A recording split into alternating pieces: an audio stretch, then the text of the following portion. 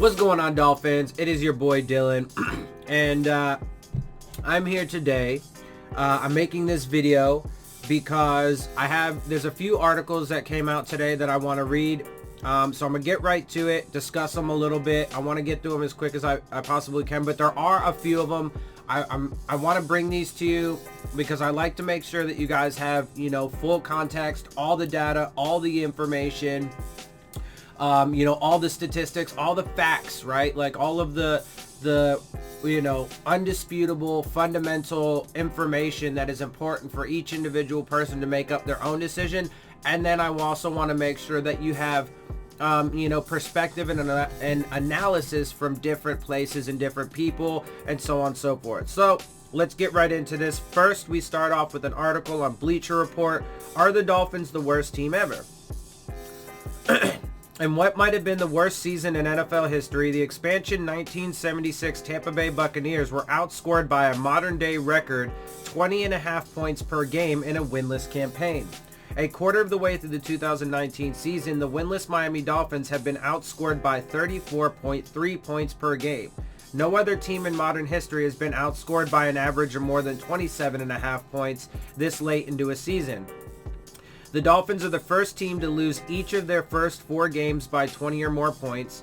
Only 15 other teams have done that on 3 occasions in their first 4 outings. So in other words, only 15 teams have lost 3 of their first 4 games by 20 points or more. And they're the only team to allow more than 40 points per game a full month into the season. Sure, they played 4 teams that were in the playoffs last season, but they've been at home for 3 of those contests. A lot can change in October, November, or December, but right now the Dolphins are on track to put together the worst season since the AFL and NFL merger in 1970. More bleak numbers. The record low for points per game in a season is 7.4, posted by the 1977 Bucks. The Dolphins, in a substantially higher scoring era, are averaging just 6.5 points per game. The 1981 Baltimore Colts surrendered a record 33.3 points per game. The Dolphins are giving up 40.8 points per outing. The 2012 New Orleans Saints gave up a record 440.1 yards per game. The Dolphins are allowing 472 yards per affair. The Dolphins have scored just 2 touchdowns in 4 games. Every other team that has played 4 games this season has scored at least 6. Only 11 other teams in modern league history have scored fewer than 3 touchdowns in their first 4 games. Miami is on pace to become the first team to score 10 or fewer touchdowns in a season. Some good news: the Dolphins don't even lead the league in turnovers. They have 9, as do the Los Angeles Rams and Washington Redskins, while the Buffalo Bills and New York Giants have 10 each. Their -7 turnover margin is the worst in the league, but 72 teams since 1970 have posted worse margins 1 month into a season. Well, great. That's not really that encouraging, but okay. Miami also ranks better than last among its peers on third downs, on offense and defense, and yards per drive on offense but not defense. Okay, well, we'll see how that goes. Continuing on throughout the season. Momentum is also on its side to an extent. The offense has moved the ball a little better since Josh Rosen took over for Ryan Fitzpatrick at quarterback, which, should have obviously gone without saying, but whatever. Through 2 weeks, the Dolphins had just 23 first downs, putting them on pace for 184. That would be the second worst 16-game first down total, behind only the 2000 Cleveland Browns' 176. But with 30 first downs and only 2 turnovers in the last 2 weeks, they're on pace to pick up 212 first downs, which would rank only 5th worst. I mean, that's not really that much of a bright side. I mean, in the majority of statistics, we're on pace to be the worst ever. And we have one statistic that'll be like 5th worst. That's not good. If you're worst in 10 categories, and then you're 5th worst in one, and 3rd worst in another, it's not really a bright side. And Rosen has plenty of room for improvement. The 2018 number 10 pick is just 22 years old, and it's not entirely fair to hold a slow start against him. He's had 7 offensive coordinators in 5 years, and he's had practically no support in Miami. That is absolutely fair. But again, this team was built to be a failure. Still, that lack of support is a major problem. The Dolphins appear to be tanking as an already mediocre team has spent much of 2019 gutting the roster. They've dumped key players, Minkah Fitzpatrick, Kiko Alonso, Laramie Tunsil, and Kenny Stills in the last 5 weeks. And that came after an offseason which they parted with veterans Robert Quinn, Danny Amendola, Ted Larson, TJ McDonald, Dwayne Allen, Andre Branch, Josh Sitton, and Bryce Butler. Now this is essentially a CFL roster. Defensive backs Xavier Howard and Rashad Jones are the only players making more than $8.5 million per year. They're also the only ones who have been to the Pro Bowl. There's almost nothing the Dolphins do right. They ranked tied for second in the league with 6 drop passes. Entering week 4, they ranked dead last or second to last at Football Outsiders in passing offense, rushing offense, pass defense, and rush defense. The depleted offensive line has given up a tied for AFC high 18 sacks, and only the Philadelphia Eagles have fewer sacks on defense. And it probably doesn't help that they're under the tutelage of a novice coaching staff, including rookie head coach Brian Flores and first-time offensive coordinator Chad O'Shea. It's been so bad that as of Monday, Football Outsiders gave Miami a 63% chance of landing the number 1 overall pick in the draft.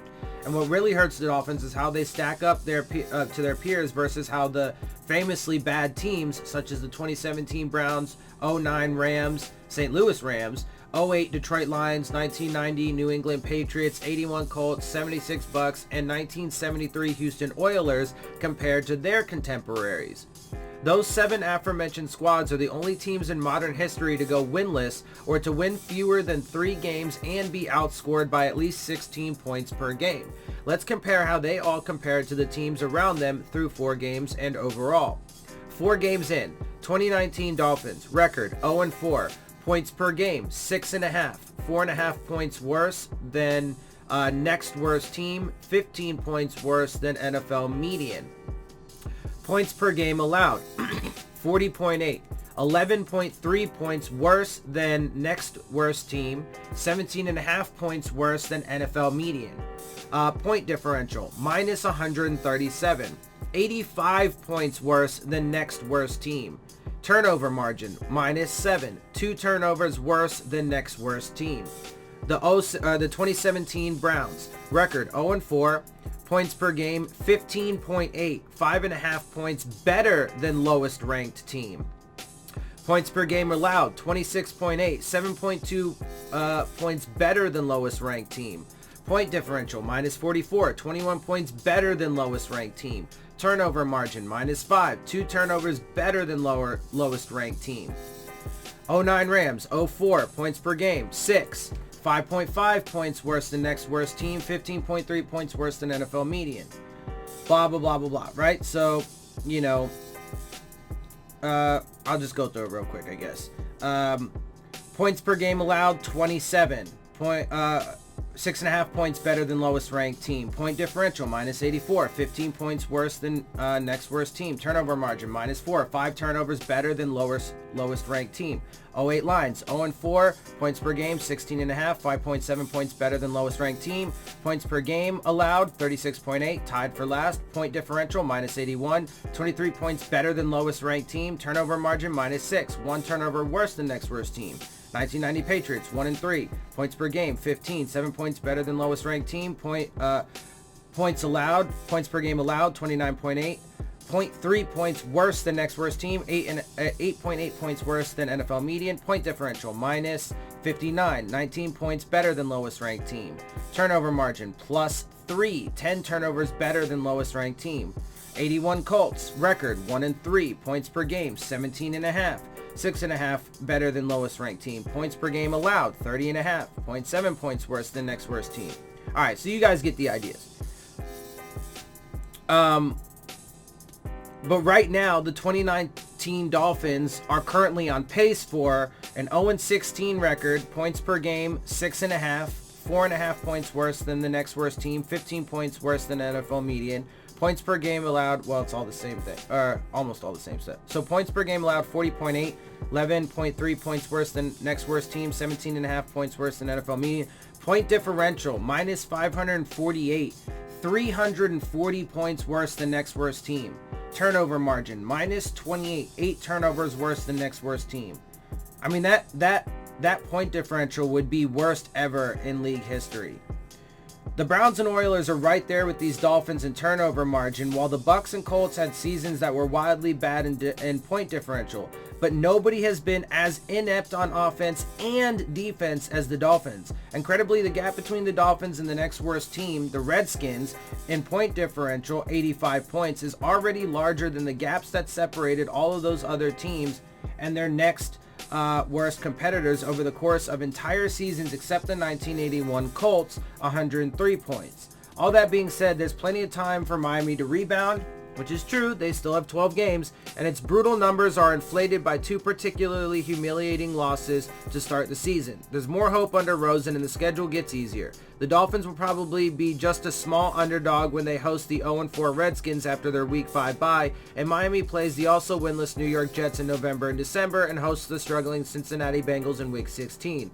There's a good chance the Dolphins will avoid being viewed as the same way as the 76 Bucks or the 08 Lions or any other bad teams that managed to win some games, but that doesn't change the fact they've gotten off to the worst start in modern league history. Well, the fact is that they are right that, you know, there's a chance, right? And we have seen some progress, albeit super marginal, out of the offense, although I would say the defense also regressed last week. You know, I mean, we still have to deal with the fact that there's going to continue to be injuries. There always are. Unfortunately, we can hope guys will stay as healthy as possible, but you just never know, and injuries will happen.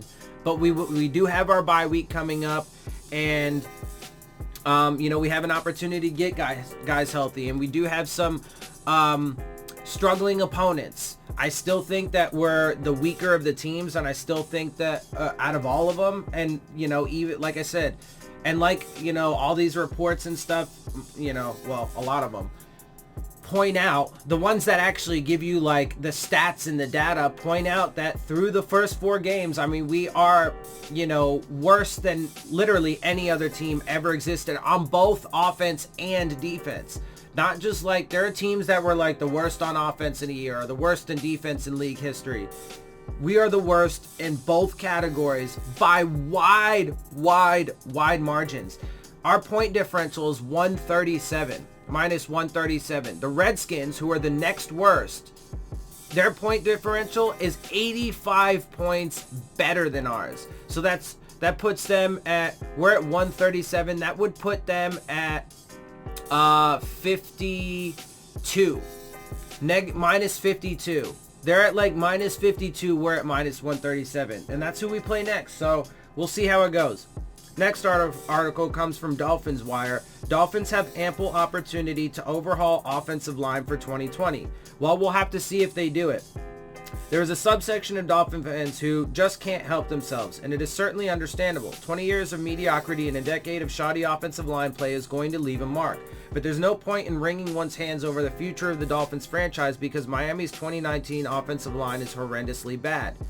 Except for, again, they are creating, and I mean, they have 12 games to change it, but they are creating, and certainly through 4 games, have created the worst team ever on offense and defense.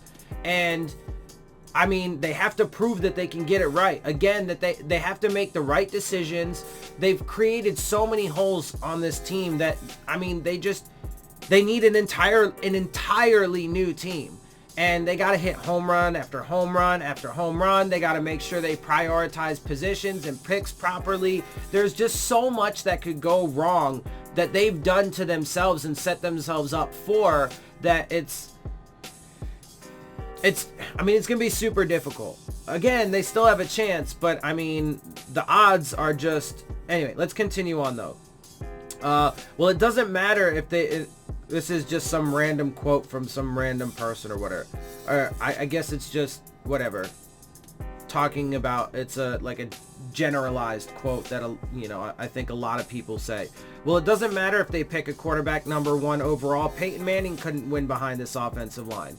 Which is absolutely true, but it's not just this offensive line, right? This article is going to talk about how, you know, well, we've got all these picks and so on and so forth. Yes, but they also gotta get those picks right. They gotta prioritize them, you know, properly, and then they gotta hit on them, right? So, you know, and even if they took, an offensive lineman in round 1 and an offensive lineman in round 2, and then, picked up some guys in free agency, there's absolutely no guarantee that this line is going to be anywhere near better, or any better than it is this year. But there is a possibility. Anyway, let's continue on. While that's not incorrect, it's worth stating the obvious. It's a good thing a number 1 overall pick wouldn't be playing behind this offensive line for the Dolphins. So real quick. Yes, I expect the offensive line to be massively different next year. But that doesn't, just because it's going to be different doesn't guarantee that it's going to be good. I mean, you expect to have a couple rookies that are going to, even if they are, first and second round guys, and first of all, they need to, adjust to the NFL, get used to, their new team, blah, blah, blah, adjust to the systems. It's going to be their rookie years. They also, have to live up to their billing as whatever pick we take them. Do the Dolphins chase guys and overextend to get guys that are later round picks? Do they ignore it, and not take guys until later rounds? Do they ignore it in the early rounds and not? Who knows? It doesn't. We have to wait and see. I personally don't trust them to and again, I wouldn't even take a quarterback in the first round. But we already know that it's a virtual lock that they're going to either take Tua or Justin or somebody in that first round, quarterback. Continue on. That's the entire point. Miami had to get worse before it got better. Again, though, I completely disagree with that. I think that this historically bad season and everything that we're undergoing right now was absolutely not necessary. Stephen Ross just was super impatient. He wanted Adam Gase to tank for a quarterback. He refused, so he essentially threw a fucking tantrum. He threw a little tantrum, was like, you're not going to do things how I want to do it, even though I hired you to handle this, and I was supposedly not going to be involved in football decisions, and I was going to leave it up to you and the front office and the coaching staff to handle it and to get us going in the right direction. Oh, and you took us to the playoffs in your first year as a rookie head coach, and all of the setbacks that you had in years 2 and 3 had really nothing to do with you. You had no control over it. But whatever, I'm just going to throw this hissy fit and fire you and bring in somebody who's going to acquiesce to my demand that I make us the worst team in history, or at least up to this point through facts, or up to this point to what the facts have proven, at least through the first 4 games. Is it going to hold throughout the season? We're on pace for it, but we don't know yet. But still, why would you want, and that's like any Dolphins, I get called a fake Dolphins fan because of my criticisms of the team and the things that they're doing. But there are people out there that are like, yeah, man, let's go 0-16. Let's not win a game. Let's tank and let's be shitty. And like, nah, dude, that's not a real fan. To want this, that's the difference. I don't want any of this. And that's the point. I didn't want any of this from the beginning because it's disgraceful and so on and so forth. And I don't want to have to endure this kind of thing. I don't want to be reporting on my team just talking about how bad they are. But this is what they did to themselves and to us. Let's continue on. But the Band-Aid has been ripped off and the worst is over. That is absolutely not true, though. The worst is not even close to being over. Like this dude is talking, whoever this is, who is it, who wrote this? Kyle Krabs. This dude is talking in some kind of like absolute that doesn't exist, right? He's saying like, oh, so, we're going to have a completely different offensive line next year. So that must mean that it's going to be a ton better. And I have an example. He gives an example in here. I have an example of a team whose offensive line is up to this point far better than what it was last year, and that must mean that Miami's offensive line next year is going to be so much better. Like, really, dude? And then he says, oh, and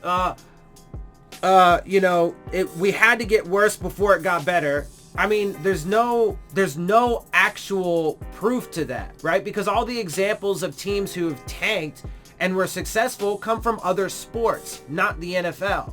Right? And there's not been any legitimate example yet of a team who's done it in the NFL where it's been successful. The Browns, again, are still years away from determining whether or not they are going to be able to achieve success, let alone sustain it. So that's also another ridiculous absolute that is not anywhere close to being reality, at least at this point. And then he says the Band-Aid has been ripped off and the worst is over.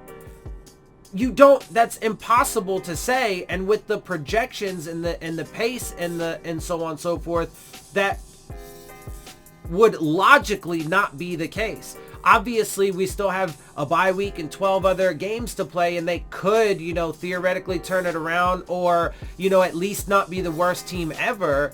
But he's making it seem like it's already a guarantee and that we're just, everything is downhill or uphill or however you want to fucking look at it. Everything, or, trending up from here. That is not accurate, at all. And there's certainly no guarantee of it. Anyway, Miami will be transitioning back to talent acquisition, not asset acquisition this offseason. What does that even mean, though? Anyway, which means the Dolphins are going to address the offensive line, and a top pick would not be playing behind this current cast of characters. Thank goodness for that. Again, that doesn't fucking mean anything. It doesn't actually mean anything. There's no guarantee that this line next year is going to be any better. Don't believe it? Look no further than the Buffalo Bills. The Bills introduced 4 new starters to their offensive line in 2019. The unit, by all accounts, is a major upgrade. Just because the Dolphins haven't successfully pieced together a good offensive line in a decade doesn't mean they're going to elect to ignore it once again this offseason. Let's take a quick pause there. Okay, again, using one, outlying example, the Bills, right? And we're only 4 games into this season. They did start 0-3. We have to see how they play out the rest of the year before you can really use that example as definitive, right?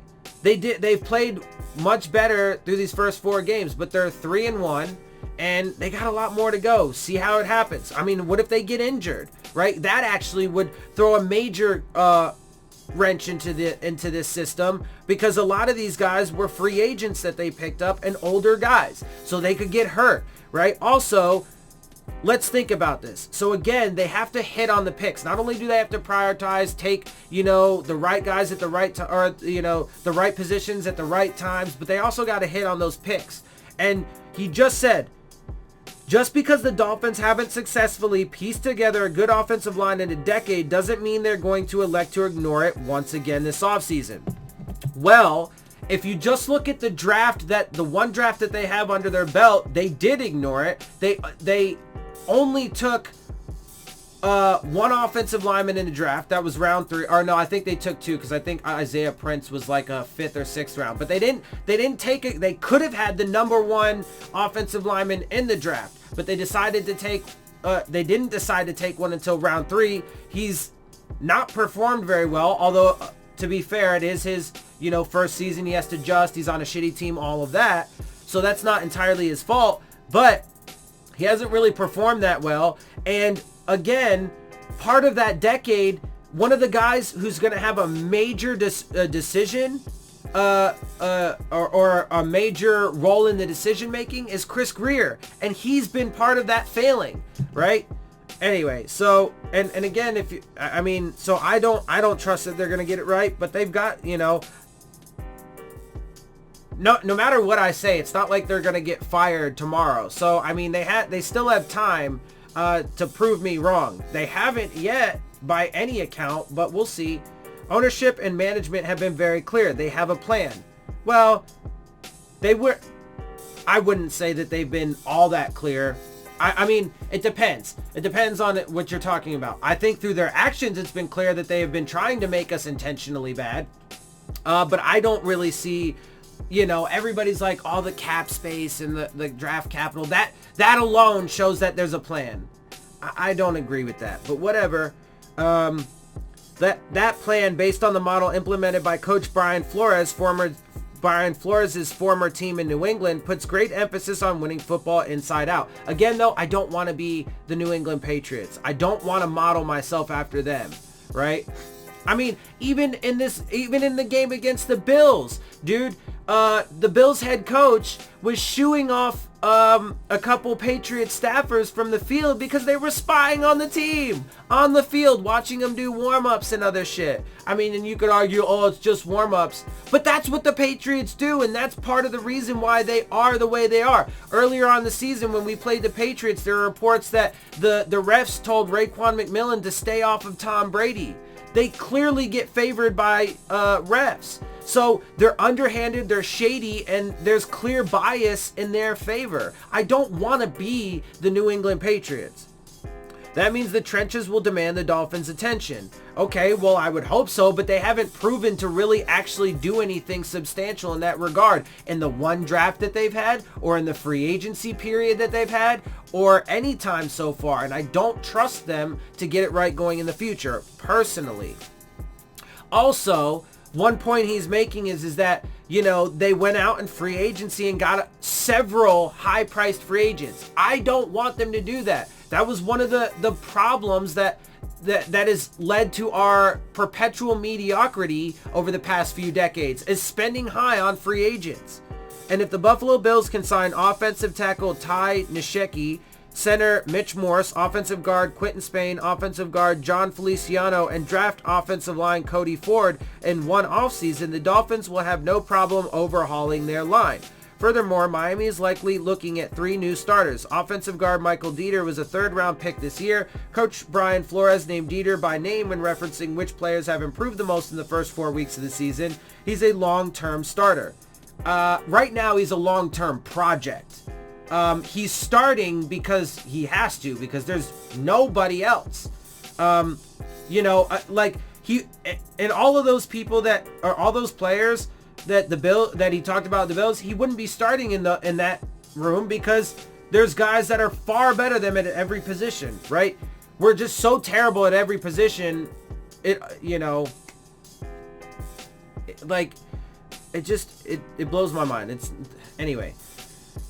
And the Dolphins signed offensive tackle Jesse Davis to an extension just a few weeks ago. He figures to get a decent crack at a starting left tackle job for a left-handed Tua Tagovailoa in 2020. That leaves center, right guard, and right tackle. Positional value allows for both interior spots to be regularly available on the second day of the NFL draft, of which Miami is already slated to have 3 or 4 picks on, depending on the status of their compensatory pick for Juwan James. And offensive tackle, there are 2 great ones eligible for 2020's NFL draft, Georgia's Andrew Thomas and Iowa's Tristan Wirfs, plus several other top 50 prospects. Miami will have the options. Let's not put the cart before the horse. But again, that depends on whether or not they actually prioritize it and how they, attack it. Do they get the right guys? Do they get the right talent at the right pick? Right? There's a lot that goes into it, and personally, I don't trust them. But we'll see. The Miami Dolphins, next article is no easy fix for the Dolphins rushing woes to start 2019. The Miami Dolphins as a team have rushed for 207 yards this season in 4 games. It's been a pretty rough affair trying to watch these Dolphins find room to work on the ground. And when the Dolphins do fight a glimmer of daylight in the ground game, flip a coin. The odds are there being a holding call to bring the play back are about 50-50. Where do we go from here? What can the Dolphins do differently to help boost the running game? Aside of finding a whole new set of players mid-season, there's not much on the table. Sure, the Dolphins drew a rough first 3 games with Baltimore, New England, and Dallas, all stout defenses with imposing front sevens, but Miami should have been able to find some life on the ground against the Chargers. They didn't. Sure, they can find a moral victory in Miami's 4 yards per carry against the Chargers if you'd like, but Miami's recipe for success this season offensively will require a heavy investment into the run game. Miami as a team ran 18 times against the Chargers. The offensive line is down to 2nd and 3rd string talent on the edges, and Miami is in a constant battle against themselves to avoid falling behind the sticks early in downs. Point blank, it's a mess. And with the physical Washington Redskins next on the schedule after the Dolphins' Week 4 bye, it's difficult to see much improvement in the next game either. And by the way, that actually was by the same guy who wrote the previous article about the Miami Dolphins, saying that their offensive line next year is going to be so much different, so that, should guarantee that we're going to fucking have a better one. Come on, bruh. That's ridiculous. Anyway, so and he just gave some more evidence. So he expects it to get worse for us in the run game and so on and so forth this year. But he said in the earlier article that the Band-Aid's been ripped off and, you know, the worst is over. Well, you just completely contradicted yourself in another article that you wrote. But I'm sure he didn't really even recognize that. So clearly, because he put out both of those two articles. All right, let's continue on. Dolphins face a difficult decision with future of wide receiver Albert Wilson. Also by this same dude, Kyle Krabs. All three of these past articles have been by this guy. The best ability in football, availability. If you're physically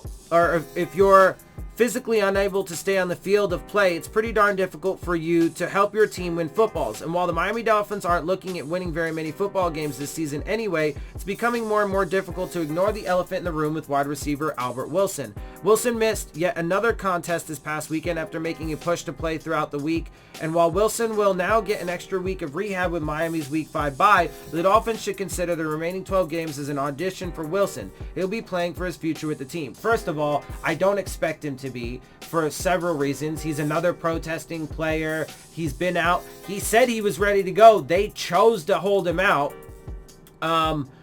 You know, whatever. I mean, and then the contract situation, I just seriously doubt that. I would like to see him stay, personally, but I have a feeling that this regime is not going to keep him around at the end of the day, which will then, you know, end up creating another hole, but we'll have to see, you know. But yeah, I mean, it's not his fault. Anyway, Wilson missed yet another contest this, oh no, wait, I already read that. Why? It's not fair to hold injury against someone, but the Dolphins are on the books to pay Wilson nearly $10 million in base pay in 2020. That is a ton of cash for someone who has logged 28 receptions for 404 yards and 4 touchdowns during his first 2 seasons with the Dolphins. Of course, the biggest issue is Wilson has played in a total of 8 games since the start of 2018. He's missed 12 games over that same time span. Yeah, I mean, it is true, you know, and I have said that, you know, the hip injury certainly is the most concerning for a position or player at his position, although he did get a calf injury too. Both of those are tough for a wide receiver, but I mean, he does have a bit of an injury history now. He does have a, you know, I mean, it's not like they can't afford his contract, and it is only for like 1 more year. So, I mean, keeping him around, whatever, I don't see any downside to it personally. But I feel like this article is just, you know, trying to set up for them to, you know, have an excuse for when they get rid of him.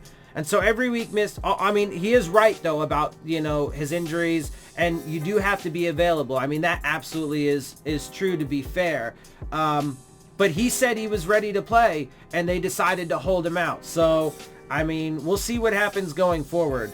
And so every week missed at this point, you know, I mean, maybe they did it. Maybe they did it because they wanted to just be cautious and give him an extra week, or 2 weeks really, with the missing this past game and then having the bye week, and, you know, and just give him that opportunity. That's very possible, right? And so, and then maybe he comes back for the Redskins. But I mean, like, I don't see any downside to keeping him, but I don't think that they're going to end up doing that. Let's see. And so every week missed at this point drives the point for the home. Miami has a talented player who can't seem to stay on the gridiron. And with a contract out that could save the Dolphins $9.5 million against the salary cap, why would the Dolphins commit to pay him that if Wilson continues to fail to see the field? Well, we have to see what happens going forward, because at this point, there's no reason he shouldn't hit the field in the Redskins game, right? He said, Albert Wilson said he was ready to play against the Chargers. The Dolphins decided to keep him out. Again, to be fair, and would even be a logical thing, play the safe rather than sorry card and hold him out a little longer and give him that extra time. Fine with that. I'm totally cool with that decision if that's what they're doing, right? But if we get to the Redskins game and for some reason he doesn't play again, well, that's not on him. That's not, you know, it's one thing to say, okay, yes, he's missed a bunch of games recently because of injury. Okay, that's fair. That's fair, right? Because it's a fact. He has. It's fair to point out the cap number he has and compare it to that, it's fair to point out the injuries that he's had and how that could possibly affect him going forward. All that is fair. But again, if we get to the Redskins game and he isn't in the game, I mean, we'll have to wait and see. But if he isn't, then that's not on him. That's on the coaching staff. It's a frustrating predicament to be in. Miami would love to not create even more holes on their roster, and Wilson is a gifted player when he's on the field. But his role as a slot receiver doesn't command the kind of payday he's in line for. I wouldn't say he's necessarily in line for any kind of super major payday. I mean, and the injuries and stuff would be part of that, because he hasn't been playing, you know, a lot recently because of those injuries. So he hasn't been putting tape on the field, so on and so forth. The injuries could be concerning for teams. So I don't see why anybody would even really pay him some kind of major deal, especially for, you know, a slot receiver kind of guy. So I don't think that's really a concern. But whatever. Even if the Dolphins part ways, the initial signing of Wilson shouldn't be looked down on. He was a logical fit for the vision of Adam Gase's offense in 2017, and the Dolphins were right to push back the majority of his pay and produce a prove-it atmosphere. Yeah, I mean, they handled that correctly, and he was supposed to be, you know, I mean, he was certainly a logical fit. Him and Jakeem Grant are guys that are logical fits in that system. But with the way Gase was trying to build it, he wanted to have, like, you know, a whole arsenal of guys who are versatile, but, you know, have a range of skill sets. He wanted, you know, guys like Devontae Parker. That's why he had brought, you know, Bryce Butler in, because Parker wasn't quite living up to that. But, you know, the bigger body guys, and then he wanted Stills and Wilson and Grant to be the smaller, shiftier guys. He wanted, you know, a lot of different tools at his disposal. Whether in or out of Wilson's control, he hasn't been able to prove worth the kind of salary yet. And with every game he misses, he continues to run out of time.